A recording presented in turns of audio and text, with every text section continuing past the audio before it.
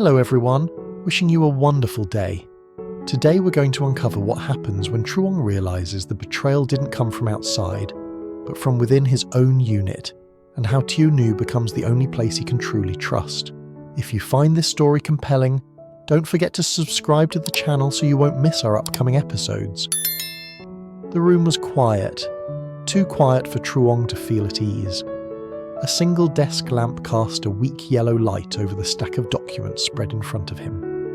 The edges of the papers were slightly worn, as if they had been handled many times before, passed from one desk to another, from one hand to the next.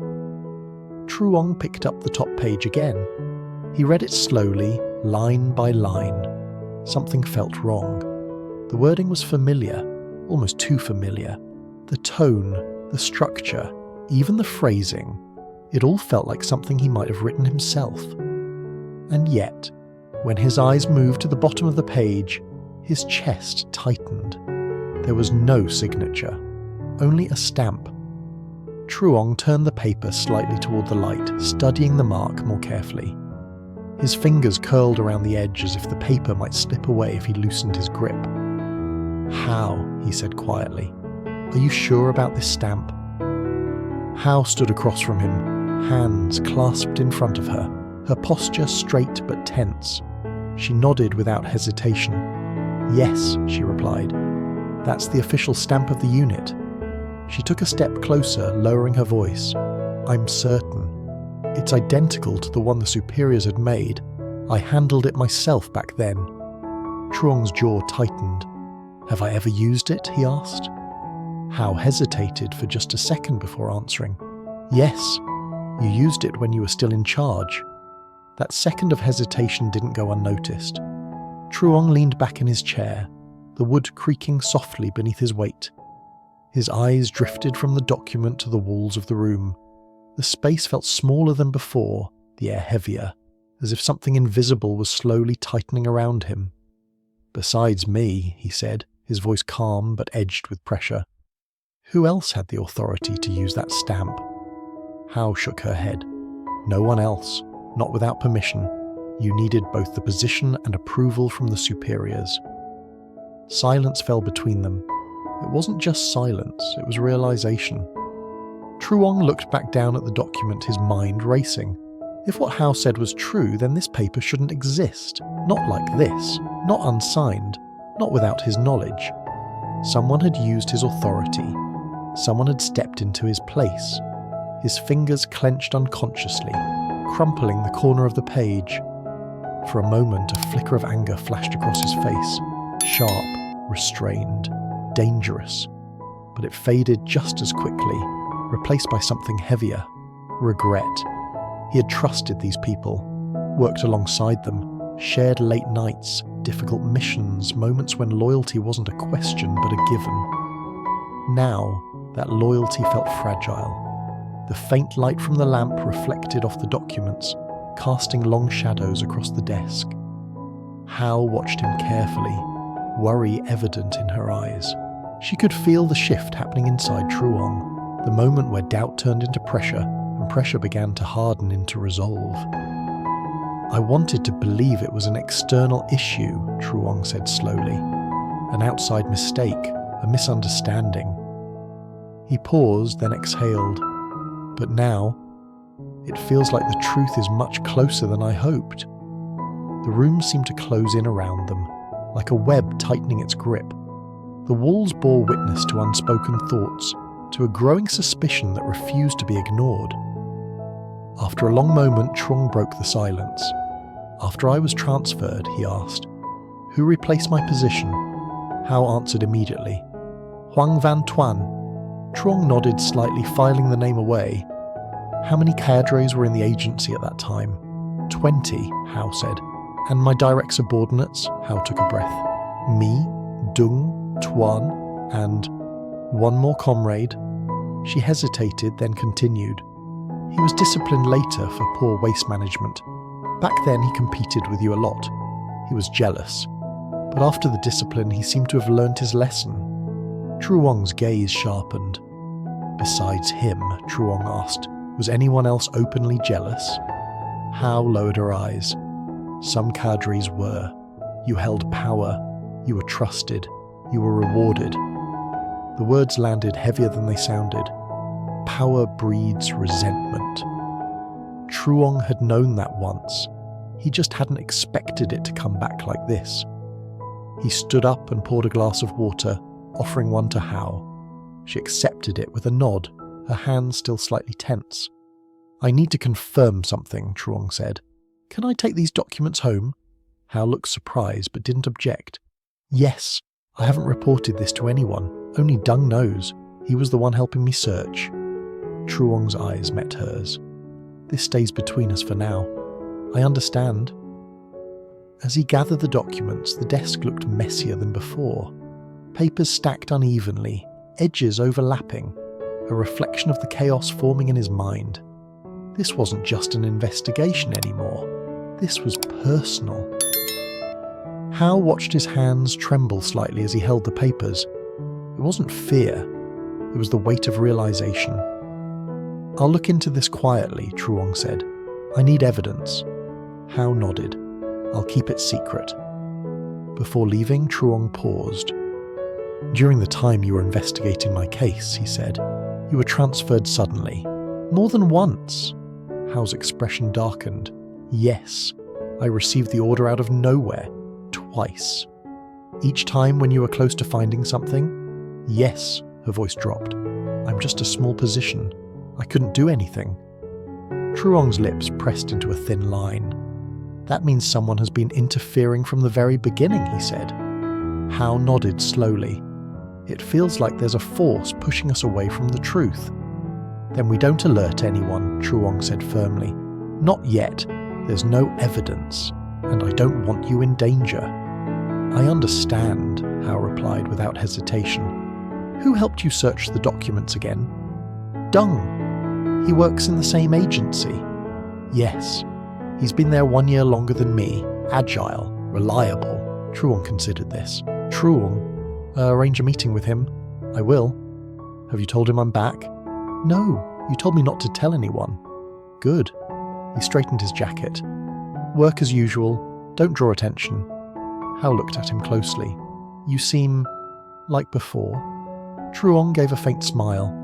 Some habits don't disappear. As she prepared to leave, Truong added quietly, "Take care of Tieu. She's pregnant. First child." Hao's eyes softened. "I will." The door closed behind her, leaving Truong alone again.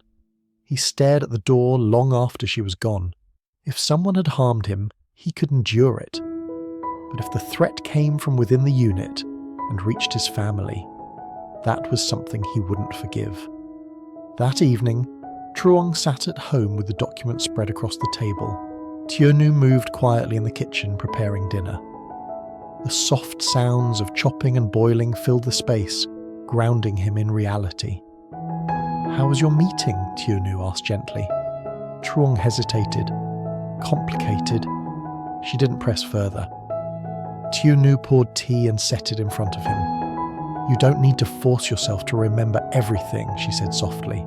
"Your health comes first." He looked at her, at the calm strength in her eyes. "This place," Truong said, "it's the only place that feels safe." Tieu smiled faintly. "Then stay here." For a moment, the weight on his shoulders eased, but as his eyes drifted back to the documents, he knew one thing for certain. The truth was no longer outside, it was already inside the unit, and once uncovered, nothing would be the same again. The house fell quiet after dinner. Tieu had gone to rest early, her body heavier now, movements slower, careful. Truong stayed behind at the table, the documents still spread out in front of him. The lamp above cast a warm glow, but it couldn't reach the shadows gathering in his thoughts. He stared at the papers again, this time not reading the words but the gaps between them, the missing explanations, the decisions that no longer made sense, the orders that felt guided. His fingers traced the stamp one more time. Authority, permission, trust.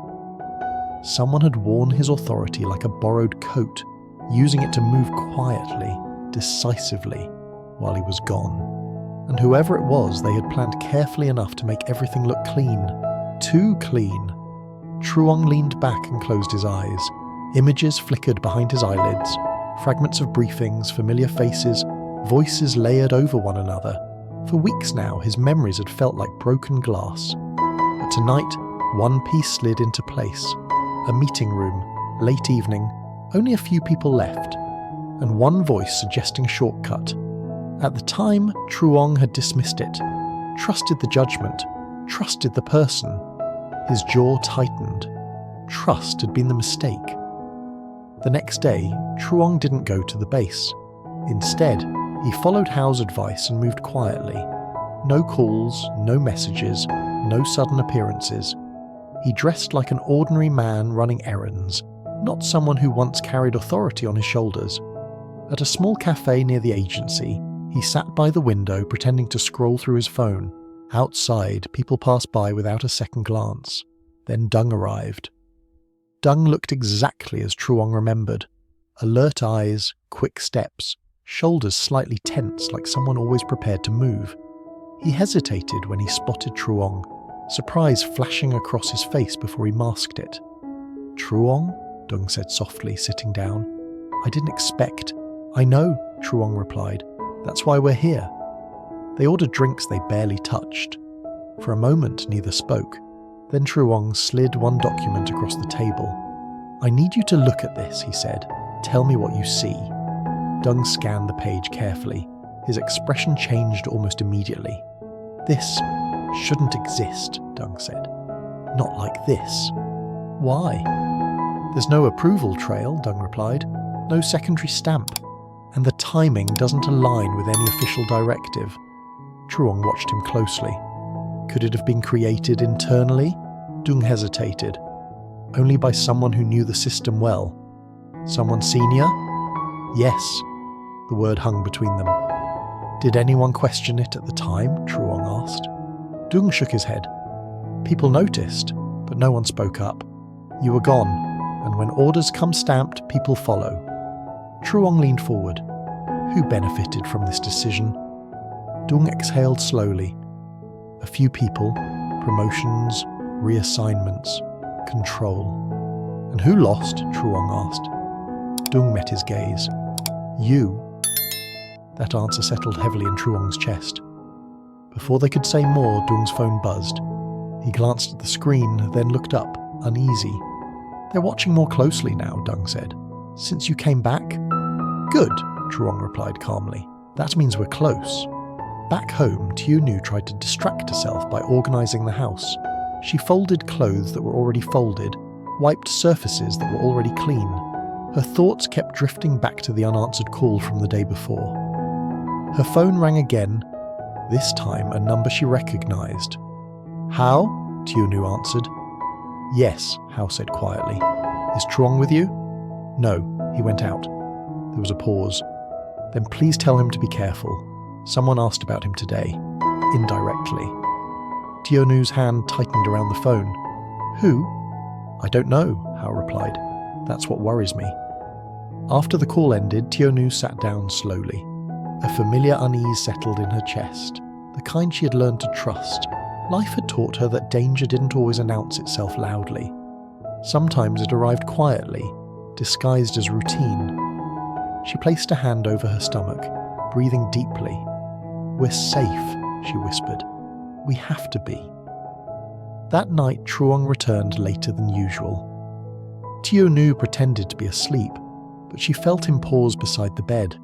She heard his careful breathing, the way he hesitated, as if weighing whether to wake her. He didn't. Instead, he sat on the edge of the bed for a long time, staring into the dark. Truong had faced danger before, ambushes, failed missions, moments when survival depended on instinct. But this was different. This threat had no uniform, no clear enemy, no battlefield, only familiar faces and unanswered questions. And the closer he got to the truth, the clearer it became.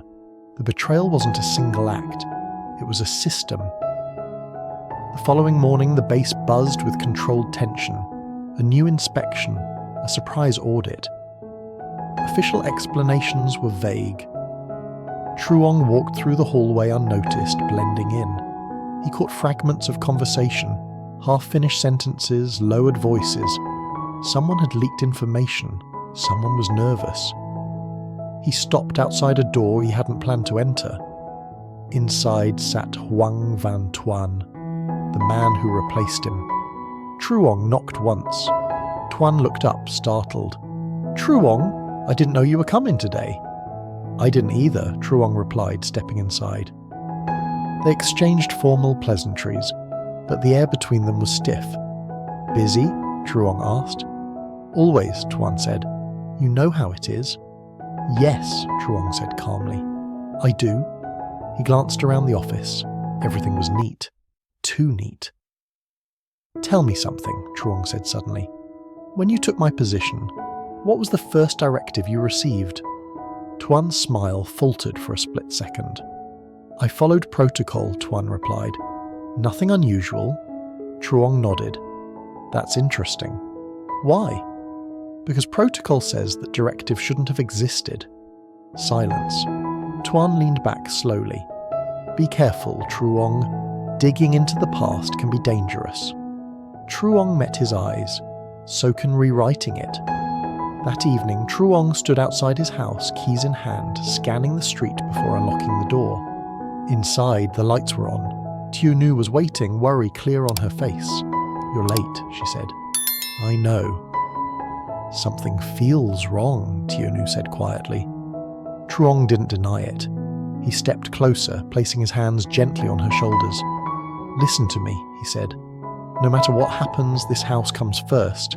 You and Dewey, the baby." Tieu searched his face. "Are we in danger?" Truong paused. "Not yet," he said, "but we need to be careful." She nodded, trusting him without question. As they stood together, Truong realized something with painful clarity. The unit that once defined him was no longer his home. Tieu was, and if the truth forced him to choose, he already knew which side he would protect. Truong begins to suspect that the failure of his past mission was not an accident, but the result of manipulation from within his own unit. While examining official documents with Hao, he discovers that his authority may have been misused during his absence. As Truong quietly investigates, names from the past resurface, and jealousy, ambition, and silence within the agency point toward a deeper betrayal. With help from Dung, Truong realizes the system itself may have turned against him. At the same time, his home becomes the only place where he feels safe, with Tieu offering calm and unconditional trust amid growing danger. As unknown calls and subtle warnings appear, Truong understands that uncovering the truth could put his family at risk. Torn between duty and protection, he prepares to face enemies who once stood beside him.